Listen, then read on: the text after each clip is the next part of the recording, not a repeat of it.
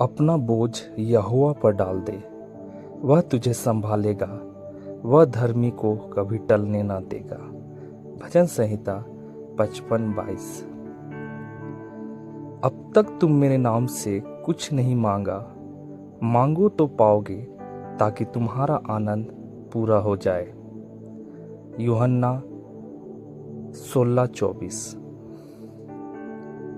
वह तो तेरे मन की इच्छा को पूरी करे और तेरी सारी युक्ति को सफल करे। मैं अपनी आंखें पर्वतों की ओर लगाऊंगा, मुझे सहायता कहाँ से मिलेगी? मुझे सहायता यहोवा की ओर से मिलता है, जो आकाश और पृथ्वी का करता है। भजन संहिता 121, 1-2। यहोवा को अपने सुख का मूल जान, और वह तेरे मनोरथों को पूरा करेगा। भजन संहिता 37:4। और जो कुछ तुम मेरे नाम से मांगोगे वही मैं करूंगा, कि पुत्र के द्वारा पिता की महिमा हो। यदि तुम मुझ से मेरे नाम से कुछ मांगोगे तो मैं उसे करूंगा। यूहन्ना 14:13-14।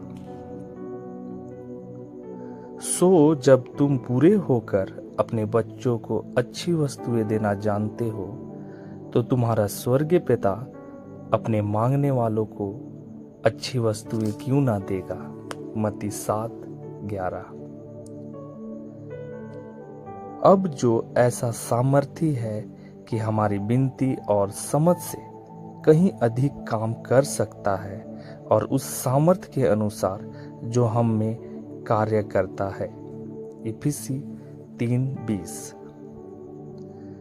और अपनी सारी चिंता उसी पर डाल दो, क्योंकि उसको तुम्हारा ध्यान है। पहला पतरस 5:7।